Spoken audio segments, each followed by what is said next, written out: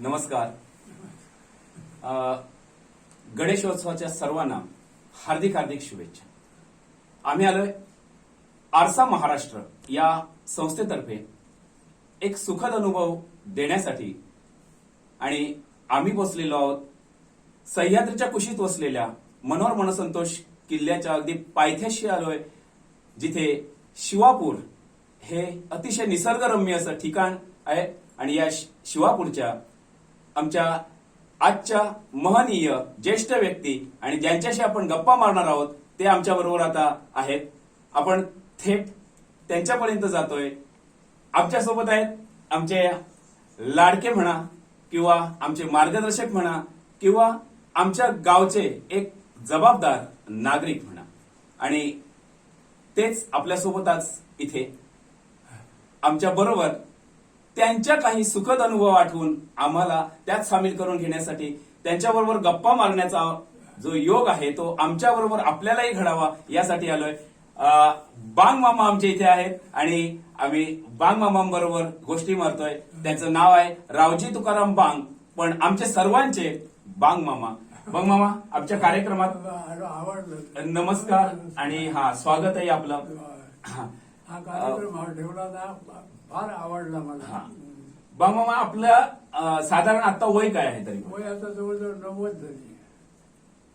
दर्शक 90चे आमचे तरुण बांग मामा, लक्षात घ्या. अजूनही अल्लड अशा प्रकारचा स्वभाव. लहान मुलातही मूल होऊन वावरावं कसं ते शिकावं तर आमच्या बांग मामांकडून. आणि म्हणूनच आजच्या या कार्यक्रमाचं आमचं हे पुष्प बांग मामांच्या चरणी अर्पण करतोय आणि त्यांच्याशी आपण गप्पा मारायला अगदी सज्ज झालेलो आहोत. बांग मामा, आपण संगीत आणि पेटी आपला जिव्हाळ्याचा विषय, अगदी जिव्हाळ्याचा. गाणं हे तर अगदी तुमच्या कंठात अगदी बसलेलं होय की नाही? मग या गाणं तुम्ही आता किती वर्षापासून गाताय? जवळजवळ आता 60 वर्ष झाली.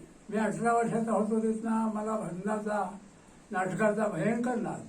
अच्छा. तेच करायचं मी आता आपला वय जास्त झाल्यावर आधी 5-6 वर्षांनी मी ते सगळं सोडून दिला.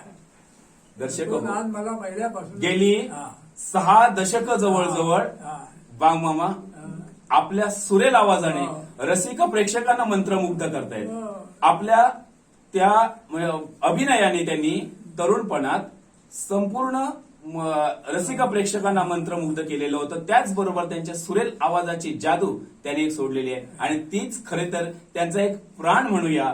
आणि आम्हाला आवडणारं त्यांचं हेच तर एक वैशिष्ट्य की त्यांनी हसत हसत अशा प्रकारचं सगळ्यांच्या हृदयापर्यंत आपलं गाणं ठेवलं. एक सुरेल आवाज त्यांनी दिला आणि आजही ते गातायत. लक्षात घ्या, 90s आहेत पण आजही गातायत. हे विशेष त्यांचं आहे. बांग मामा, म्हणजे त्यावेळेला तुमच्या वेळचे, म्हणजे तुम्ही तरुण असताना वगैरे, मग तुमच्या वेळेचे साधारण तुम्हाला साथ करणारे साधारण कोण होते? म्हणजे ते नाना भाऊ वगैरे ते चांगले त्यावेळा ते पहिले गायक, त्यांच्या आम्ही शिकलो आणि आम्ही जवळ 60 वर्षात तेच काम केलं. बरोबर. बघा, नानाबुवा हे भजनाचा हाच नाद जास्त. म्हणजे नानाबुवांचं जे नाव आपल्या शिवापुरात आहे, नानाबुवा वगैरे हे जे आहेत, किंवा त्यावेळेला एक श्रेष्ठ संगीतकार पुंडलिक कडव वगैरे, की नाही, नाटक म्हटले की पुंडलिक कडव मामांचं एक हे आठवण स्मरण झालं इथे. म्हणजे त्यांच्या सानिध्यात राहून बांग मामाने अगदी आपलं सुद्धा आपली कला जी आहे ती वाढवत नेली आणि एक स्वतःच वैशिष्ट्य, एक स्वतःची ओळख निर्माण केली. बांग मामा, तुम्ही एक सुरेल गाताच, पण तुमच्या आवडीचे काही अभंग तुम्ही गाता त्यावेळी, म्हणजे अगदी काही अभंग तर तुमच्या गळ्यातून ते येतातच म्हणा. मग त्यातला एखादा अभंग कुठचा आवडतो असा, म्हणजे तुम्ही गाता त्यातला एखादा ओळ फक्त सांगा अशी. सगळे कोणता येईल तो असं, म्हणजे भावबुकेला हरी असे होय ना, जबरदस्त. गवळणी माझी गवळण वगैरे ते अशा बऱ्याचशा होत्या. बरोबर. गवळणी, अभंग, गवळणी. आणि माझ्या वयात मी माझ्या फाटचे जे पोरगे होते सगळ्यांना पेटी वगैरे गायला शिकवलं. हे एक एकालाही मी असं महत्वाचं ठेवायला की चांगला गवा हे ते गवा. महत्वाचं कार्य मामांकडून होते, म्हणजे आपला वारसा त्यांनी निर्माण केलाय. एक लक्षात घ्या. हा, तसेच राहिले नाहीत की बाबा मलाच गाणं पाहिजे आणि मीच म्हणणार, अशा प्रकारचं मी नाही. माझ्या ह्याच्यात शिकवले, अगदी बरोबर. वाजवायला शिकवले, खूप अभंग होणारे शिकवले. खूप चांगले मोठं काम होते. बघा. हो. खूप मोठं काम. हो. त्यांचे गवळण त्याने म्हणजे त्या गवळणीवर अगदी आमच्या गावची राधा अगदी बेभान होऊन नाचते शिमग्यात. हा. सैला आंबाडा, हा. राधे तुझा सैला कसा आंबाडा. गडे झाला कुणी ग बाई केला राधे तुझा पहिला आंबाडा. म्हणजे हा जो काही रजनीच्या गेल्या तर गाडीली रजनीच्या बागेतल्या रसरसलेली रात रंगली तुला वनात नेली बाल्याची कबुदराळ. कसा ग गडे झाला हा ही गवळण. आणि नको वाजवू मुरली ही गवळण. ती एक वा वा वा वा. हा. जरा कसा ग गडे झाला जरा चालीत म्हणा ना, जरा जरा चालीत म्हणून दाखवा जरा. कसा ग गडे झाला जरा एक थोडं चालीत चालीत म्हणा ना जरा. चाळीस म्हणजे तरी पण असा. कसा ग गडे झाला कुणी ग बाई केला राधे तुझा सैलंबाडा. कसा ग गडे झाला कुणी ग बाई केला राधे तुझा सैलंबाडा. वा वा. पृथ्वीच्या पेल्यास गाडीली रजनीच्या बागेतल्या फुलवणी तुझला वनात नेली बाल्याची कबुतरे पळाली. कसा ग गडे झाला कुणी ग बाई केला राधे तुझा सैला आंबाडा. सैलंबाडा. वा वा वा मामा, अतिशय सुंदर. आणि म्हणजे आम्ही ऐकलंय म्हणा ते कित्येक वेळा, तर आमच्या रसिकांना सुद्धा ते ऐकायचं आहे आणि त्यामुळे तुम्हाला एक चालीत म्हणायला लावलं. अशीच अनेक गाणी, अनेक गवळणी मामानी आपल्या सुरेल आवाजातून आमच्यापर्यंत पोहोचवल्या. रसिक मंत्रमुग्ध झाले. किंवा कुठचाही कार्यक्रम असो, कोणाचं बारसं असो, कोणाचं श्राद्ध असो, त्या तिथे बांगमामा पोहोचलेले आहेत. त्यांचा दिवस अशा प्रकारच्या कार्यक्रमाशिवाय गेलेला नाही.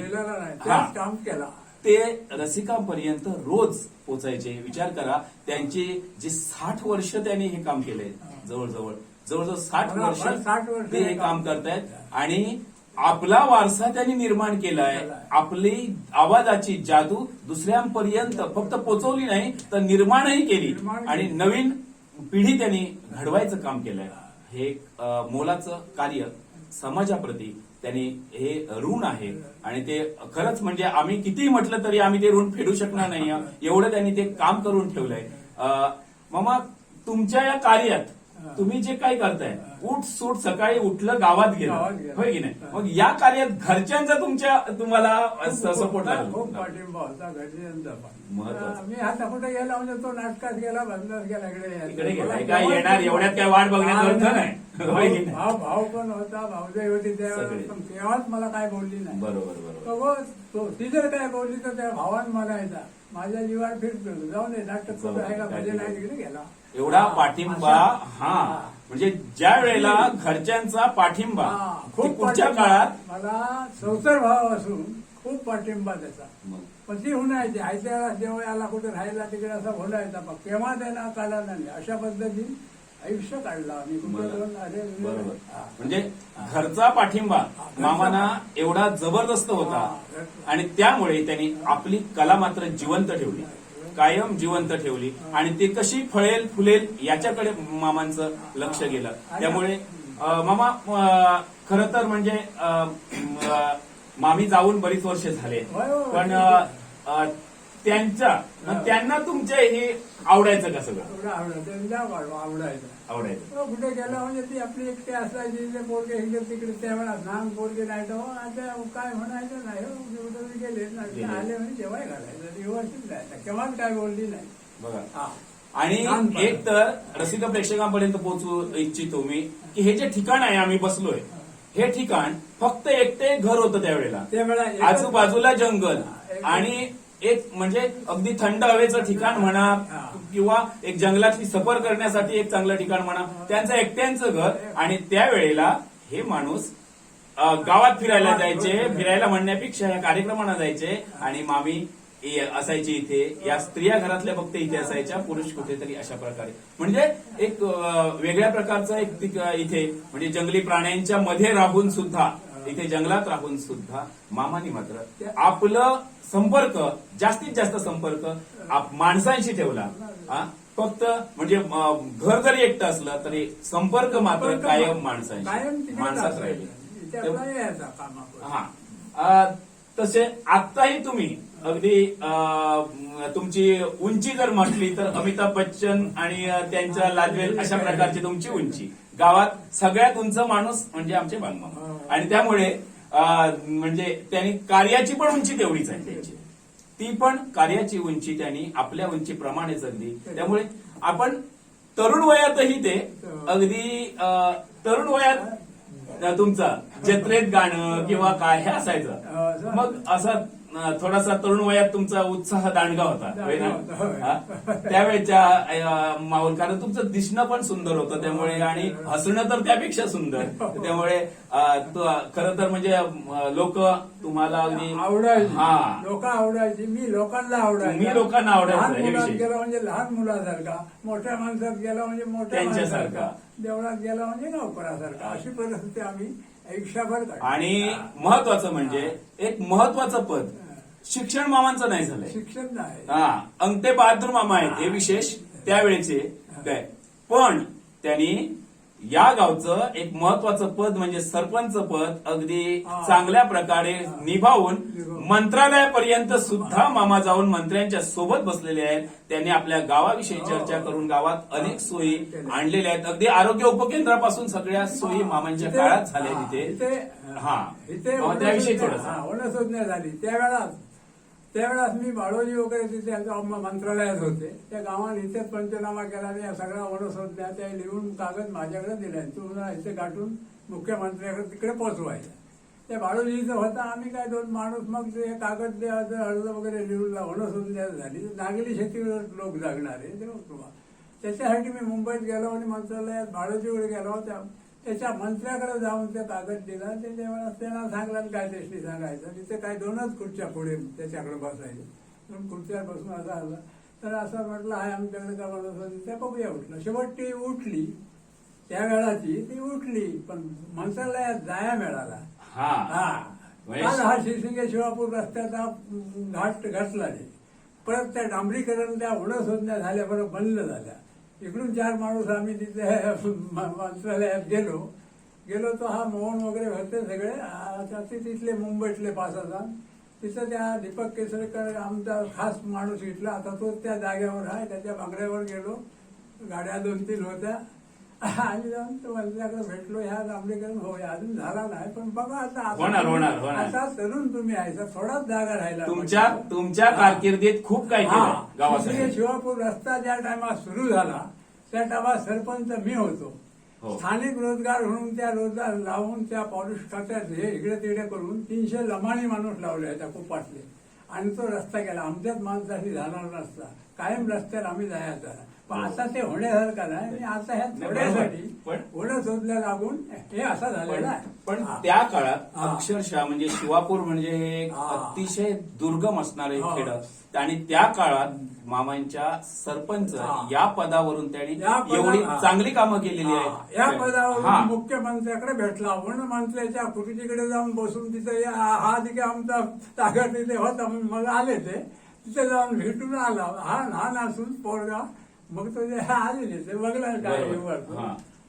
परत दीपक केसर तिथे जेवण, मी म्हणताय कुठं हॉटेलात जेवण गावला तर 50 रुपये 500 रुपये मिळायचं नाही. 5-6 भाज्या जेवण मंत्रालयात व्यवस्थित आम्ही अंगठा लावणारे माणूस.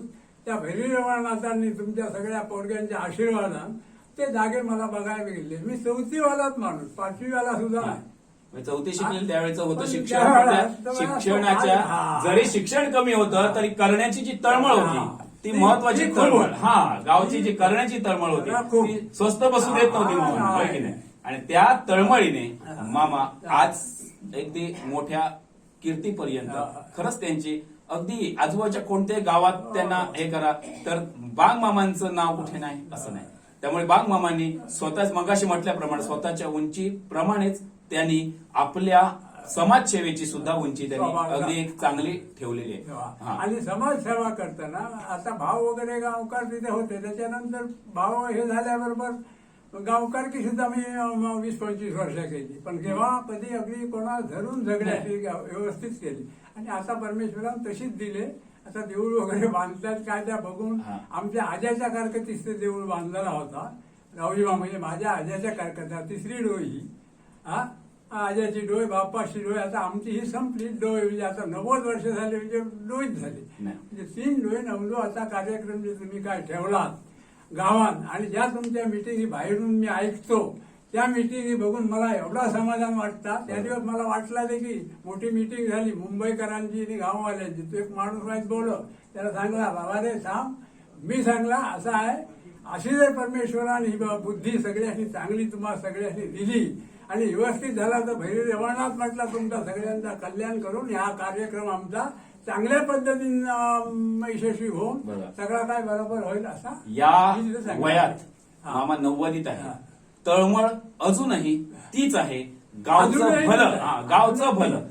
इथे भैरवदेव, भैरवनाथ आणि रवळनाथ हा. ही मुख्य मंदिरं आहेत. मुख्य आणि त्या मगाचपासून मामांच्या शब्दातून आपण ऐकतोय की भैरी रवळनाथाच्या कृपेनं त्यांनी हे श्रेय सुद्धा, आपलं श्रेय सुद्धा देवाला अर्पण करून हो. त्यांनी गावचा विकास जो आहे तो होत राहावा यासाठी त्यांची तळमळ या आजही माझी आहे. तळमळ. आणि आज जी काही गावात मंदिरं होत आहेत किंवा काय, त्यांचं मामा कार्यक्रम ज्यावेळी होणार त्यावेळी तुमचं गायन नक्की असणार आहे. आणि तुम्ही त्यावेळेला सुद्धा सुरेल आवाजात आम्हाला अगदी मंत्रमुग्ध करून ठेवणारच आहात. यात काय नवीन नाही. आणि मला हा कार्यक्रम आज ठेवला, माझ्या ध्यानीमेणी पण होणार होता हा होईल असा. एवढा कार्यक्रम ठेवला.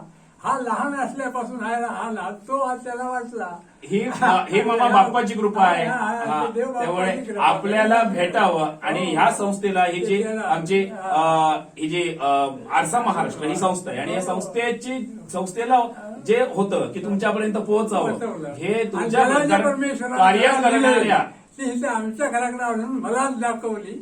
हे मी मोठा त्यांचा तुमच्या मामा तुमच्या कार्याने आम्हाला इथपर्यंत पोहोचवलंय. त्यामुळे यापर्यंत जे आयुष्यात तुम्ही आयुष्यभर कार्य केलंय त्या कार्याने तुमच्या इथपर्यंत पोहोचवलंय आम्हाला. त्यामुळे यापुढे सुद्धा तुमच्या आशीर्वादाने ही जी पिढी बघते सगळी, ही पुढची पिढी नक्कीच तुमच्या पावलावर पाऊल ठेवून आपल्या गावाचं भलं कसं होईल, आपल्या गावातल्या मुलांचं, पुढच्या पिढीचं, येणाऱ्यांचं भलं कसं होईल हे निश्चितपणे बघणार आहे तुमच्या अगदी आशीर्वादाने. आणि तुमच्या ज्या काही आम्हाला जी काही स्फूर्ती आणि ऊर्जा दिलीत तुमच्या कार्यातून, ती नक्कीच आम्ही घेऊन पुढे जाणार. हा, तर पुढे फक्त जाण्यापूर्वी, आपण शेवटापर्यंत येण्यापूर्वी एक छोटस एक म्हणजे तुमच्या आवाजातून आणखी एखादं तुमचं आवडतं गाणं एक आमच्यासाठी छोट्याशा 2 ओळी, कुठच्याही मर्द निघाला गड जिंकाया वगैरे असेल किंवा आणखी कुठचंही असेल, तुम्ही अगदी म्हणजे पालखीच्या भोवती हे असतात त्या, एखादं नाट्यसंगीत किंवा काय. तर मामाने अनेक वेगवेगळ्या प्रकारची गाणी गायली, नाटकातली गाणी म्हणा किंवा इतर अभंग, गवळणी ह्या तर आहेतच, परंतु अजूनही त्यांच्या याच्यात तर एखाद 2 ओळी कुठच्याही, हा अभंग म्हणा, हा एखादा भाव भुकेला हरी म्हणा. भाव भुकेला हरी करीतसे, भाव भुकेला हरी करीतसे, भक्तांची चाकरी करीतसे, भक्तांची चाकरी. भेट आला भक्त सुदाम्या, भेटी आला भक्त सुदाम्या, भुलला त्याचा भक्ती प्रेमा, भुलला त्याचा भक्ती प्रेमा. दैलतयाचे हरी करीतसे, भक्तांची चाकरी करीतसे, भक्ताची चाकरी. अंगण धाडी जाते होडी, अंगण धाडी जाते होडी, संत जलीच्या घरी कावडी, संत जलीच्या घरी कावडी. राजनाथ हावरी करीतसे, भक्तांची चाकरी करीतसे भक्तांची चाकरी भाव भुकेला हरी करीतसे भाव भुकेला हरी करीतसे भक्तांची चाकरी.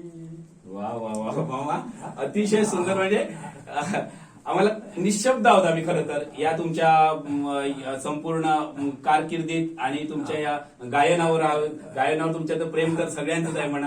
तुमच्या आवाजावर प्रेम आहे आणि तुमच्या या स्मरणशक्तीला आम्ही दाद देतोय की संपूर्णपणे एवढ्याही वयात अतिशय म्हणजे शब्द त्यांचा अजूनही पाठ आहे सगळं. आणि ही त्यांची श्रद्धा जी आहे या संगीतावरची किंवा ह्या ज्या त्यांच्या कार्यावरची स्वतःची त्यांची श्रद्धा हे महत्वाचं आहे. आणि मला माझ्या ह्या कार्याचा हे अभंग वगैरे मी उठला रात्री घर जरी म्हटला तरी कधी एकदा दोनदा पट्टीतला अभंग म्हटला म्हणजे मी तोंडपाठ झाला. पाठच बघा. पुन्हा ती मी पट्टी बघायच नाही उघडून. हा आता एक शेवटाकडे आपण जातोय.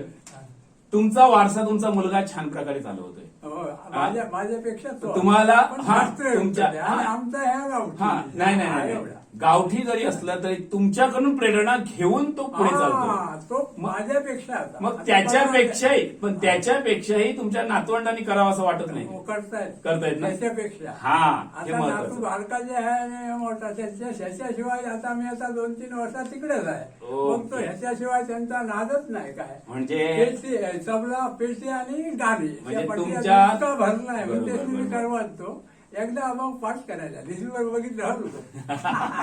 स्मरण माझी शक्तीचा कला ते आज बाबा कसं आहे. हा, हा. समजा बघा आणि पाठ करा. बरोबर. हा. ते आजच्या परिस्थितीनुसार आहेत ते. हा. आज त्यांच्याकडे त्याच भरपूर काम हा, करतायत. पण भरपूर त्यांच्याकडे मार्ग आहेत वेगवेगळे मार्ग आणि आहे, त्यामुळे कुठले आहे ते वाजवा. आम्हाला शिकवणार त्या वेळास कोण नाही आम्ही स्वतःच्या आमच्या अकले प्रमाण ते बरोबर वाजवतो. बरोबर.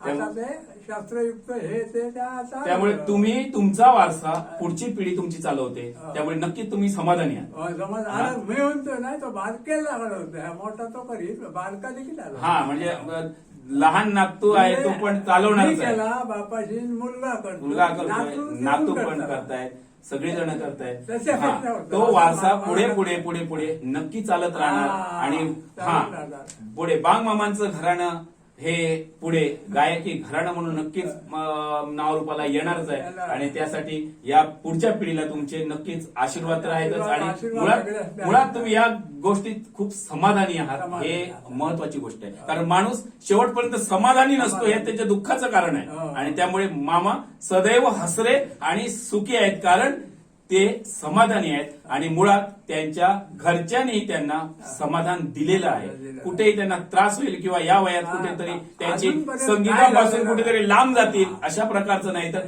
पेटी विटी सगळं त्यांच्या सानिध्यात ठेवून त्यांना आनंद देण्याचं काम त्यांनी केले. त्यामुळे त्यांच्या कुटुंबियांना पण पुरेपूर धन्यवाद देतो या कार्यक्रमाच्या निमित्ताने मी. आणि मामा आमच्या या कार्यक्रमाचा एक भाग म्हणून आम्ही एक छोटीशी भेट आपल्यासाठी आणले. आम्ही ऋण व्यक्त नाही करू शकत. तुमच्या ऋणात राहायला आम्हाला आवडणार आहे. नाही. त्यामुळे तुमचे आभारही मानणार नाही या सर्वाला. तुम्ही जे आम्हाला देणगी दिली ही म्हणजे अनमोल आहे. नाही. त्यामुळे तुमच्या या पावलावर पाऊल ठेवून जाता आलं तर खूप चांगलं आहे. पण त्यासाठी विनंती करतो मी उमेश किंवा सागर की आम्ही आरसा महाराष्ट्र या संस्थेतर्फे एक छोटीशी आपल्याला एक ऋण व्यक्त करण्याची जी संधी देत हे मिळाले ती संधी आम्ही सोडणार नाहीये. आणि तुमच्या ऋणात राहायला आम्हाला आवडणार आहे. आमच्या या संस्थेचे आमच्या या कार्यकर्ते जे आहेत यांच्या कार्यकर्त्यातून एक छोटीशी भेट आमच्या या मामांसाठी अरे वा. लाडक्या मामांसाठी तुम्ही बसा काय बसा बसा. ही आमच्या प्रेमाची शाल प्रेमाची शाल. तुम्हाला आम्ही अगदी आदरपूर्वक आम्ही अर्पण करतोय. काय. आणि तुमचं प्रेम जे गावावर आहे ते तर आहेच. या सर्व पिढीवर असंच राहणार आहे. हे सुद्धा ये ना पुढे. तू ये ना. हे सन्मानपत्र आम्ही आदरपूर्वक हे करतोय. आणि छोटस आमच्याकडून मला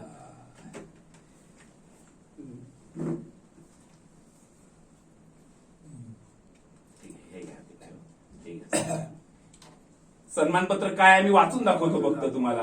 आमच्या या सन्मानपत्राचा थोडासा भाग मी फक्त वाचून दाखवतो.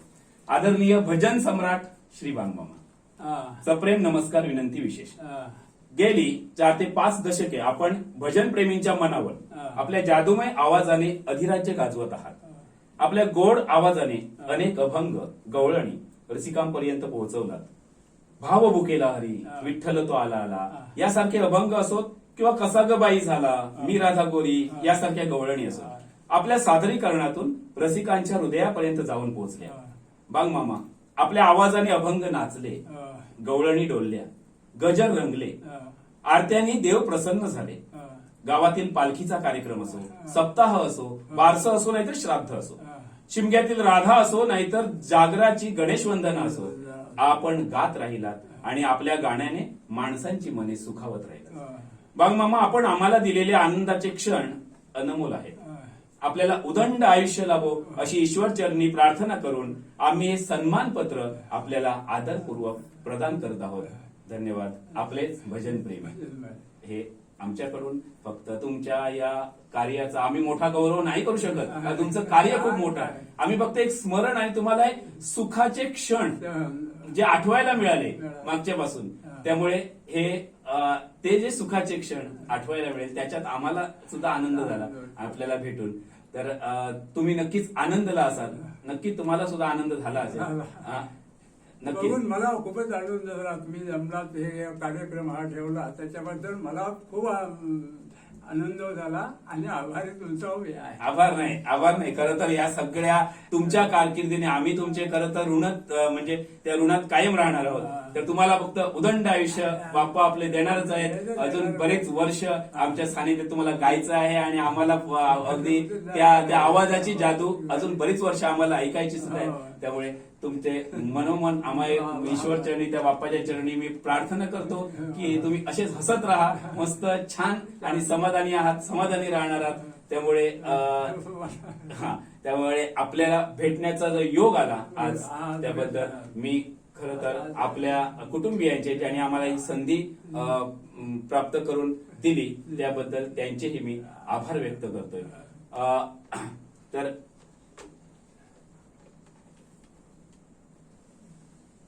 रसिक प्रेक्षक, आज एका उत्तुंग व्यक्तिमत्वाला आपण भेटलोय. बांगमामा आमचं एक आवडतं आणि हसरं व्यक्तिमत्व, ज्यांनी या शिवापूर पंचक्रोशीला आपला एक सुरेल आवाज आणि त्या सुरेल आवाजाची देणगी बहाल केली.